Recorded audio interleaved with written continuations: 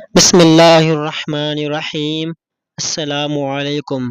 ہیکل سلیمانی در حقیقت ایک مسجد یا عبادت گاہ تھی جو حضرت سلیمان علیہ السلام نے اللہ کے حکم سے جنات سے تعمیر کروائی تھی تاکہ لوگ اس کی طرف منہ کر کے یا اس کے اندر عبادت کریں۔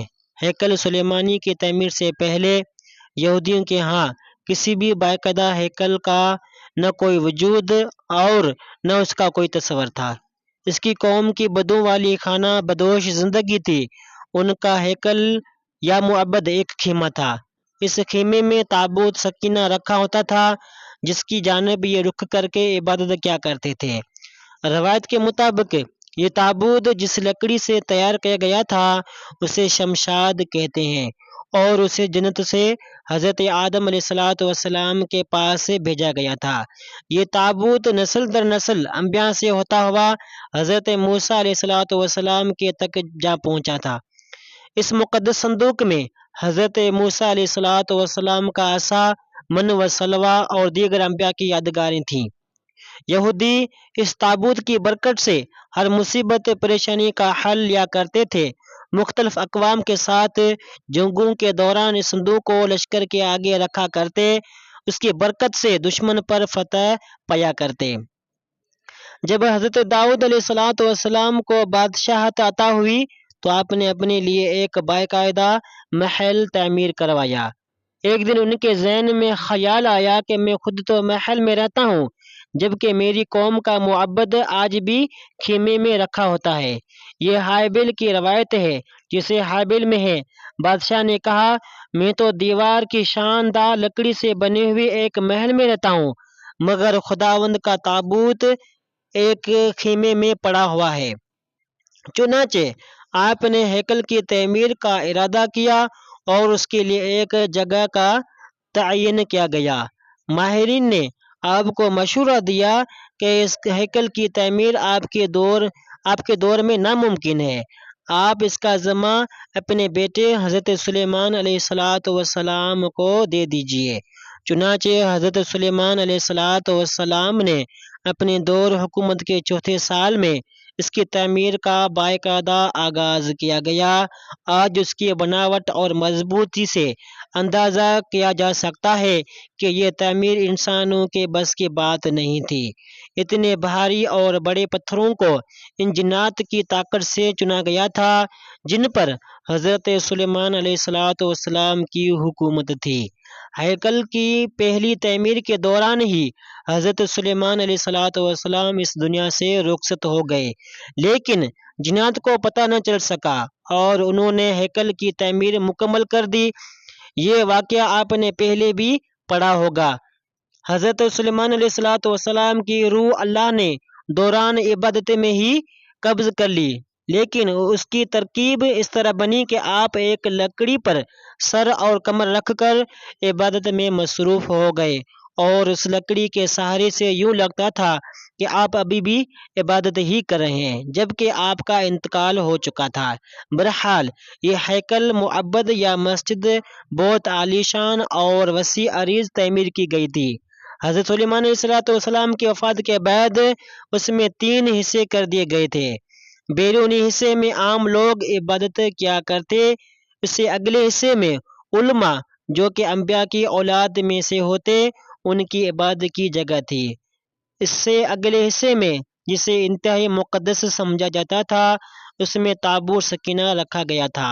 اس حصے میں کسی کو بھی داخل ہونے کی اجازت نہیں ہوتی سوائے سب سے بڑے عالم پیشمام کے۔ وقت گزرتا رہا، اس دوران بنی اسرائیل میں پیغمبر مبعوث ہوتے رہے۔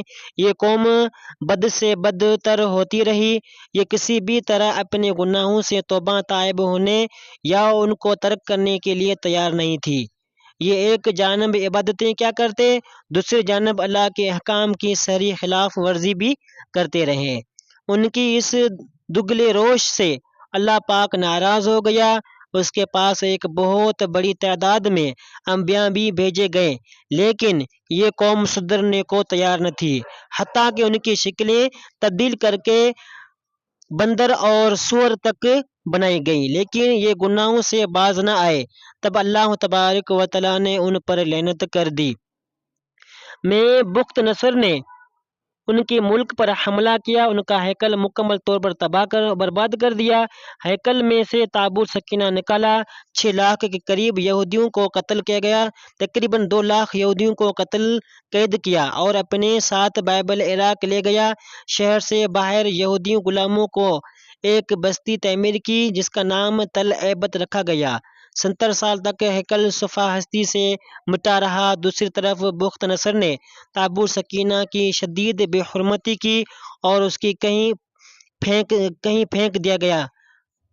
اس حرکت کا عذاب اسے اس کی ملک کو اس طرح ملا۔ سن 539 میں ایران کے بادشاہ سائرس نے بابل عراق پر حملہ کر دیا اور بابل کی ولی عہد کو شکست فحش دے کر بابلی سلطنت کا مکمل خاتمہ کر دیا گیا۔ سائرس اس نرم دل اور انصاف پسند حکمران تھا۔ اس نے تل ایبٹ کے تمام قیدیوں کو آزاد کر کے ان کو واپس یروشلم جانے کی اجازت دے دی اور ساتھ میں ان کو ہیکل کی نئے سر سے تعمیر کی بھی اجازت دے دی۔ ساتھ میں ان کی تعمیر کے لیے ہر طرح کی مدد فراہم کرنے کا وعدہ بھی کر لیا۔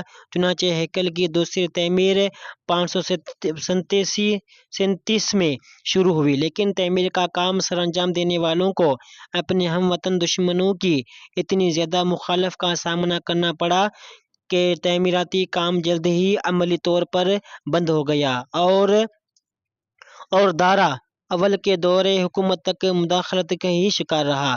اس کی حکمرانی کے دوسرے سال میں حضرت زکریا علیہ السلام نے وہاں کے گورنر زربابل اور سردار کاہن یوش کی حوصلہ افزائی کی کہ وہ ہیکل کی تعمیر ثانی کے دورہ کی کوشش کریں۔ انہوں نے مثبت رد عمل کا اظہار کیا اور پوری قوم کی پرجوش تائید اور ایرانی حکام اور بذات خود بادشاہ کی اشیر باد سے ہیکل ثانی اپنے اضافی تعمیرات سے سمیت 4.5 سال کے عرصے میں 515 پایت تکمیل کو پہنچا، لیکن اس بار اس میں تابوت سکینہ نہیں مل سکا۔ اس کے بارے میں آج تک معلوم نہیں ہو سکا کہ بخت نصر نے اس کو کیا کیا۔ کچھ لوگوں کا کہنا ہے کہ اس مقدس صندوق کے مزید توہین سے بچانے کے لیے اسے اللہ پاک کے حکم سے کسی محفوظ مقام پر معجزانہ طور پر چھپایا دیا گیا جس کا کسی انسان کو علم نہیں، لیکن یہودی اس کی تلاش میں پورے ارض کو کھودنا چاہتا ہے۔